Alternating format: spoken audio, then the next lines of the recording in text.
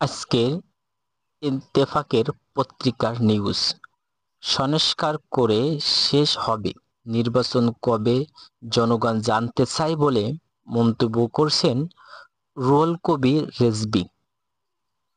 BNP জোট যুগ্ম মহাসচিব রুহুল কবির রিজভী বলছেন যে সংস্কার একটি প্রবাহিত প্রতিক্রিয়া, পদ্মা মেঘনা নয়, নদীর মতন ছুটে চলে সাগরের মতন, বেগমান বাট গাছের মতন ৪০০ বছর ধরে দাঁড়িয়ে থাকবে না।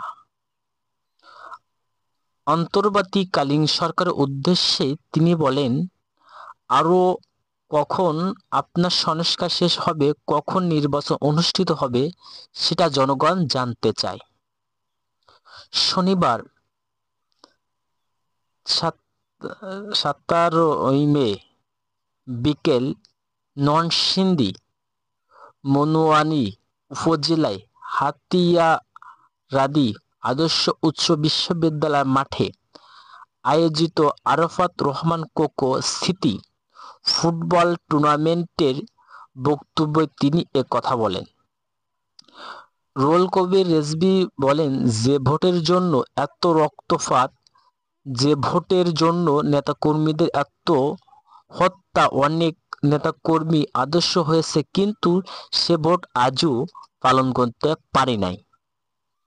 জনগণের পছন্দ অনুযায়ী ভোট হবে, তা তাদের প্রতিনিধি বেছে নেবে, কিন্তু সে ক্ষমতায় জনগণের কাছ থেকে কেড়ে নেওয়া হচ্ছে। সে ক্ষমতায় জনগণের হাতে এখনো ফিরে আসি নাই বা দেওয়া হয় নাই বলে মন্তব্য করছেন।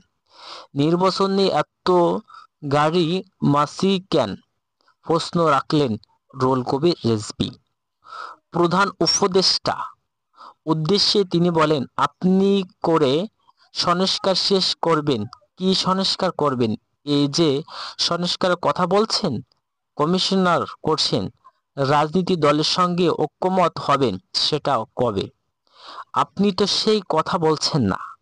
কখন আপনি সংস্কার সম্পূর্ণ করবেন আর কখন আপনার নির্বাচন কমিশনার তফসির ঘোষণা করবেন, এটা তো আজকেও জনগণ জানতে চায়। এই বিএনপি নেতা বলেন, বর্তমান শেষ বাজারে নাজমু অবস্থান, দাম হু হু করে বেড়ে চলেছে।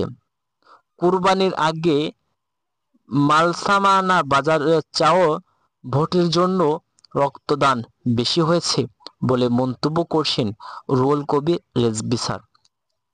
এ ধরনের ভিডিও পেতে হলে এমডি মুজফ্ফর বিডি ইউটিউব চ্যানেলটাকে সাবস্ক্রাইব করে দিয়ে সাথে থাকবেন, পাশে থাকবেন। খোদা হাফেজ।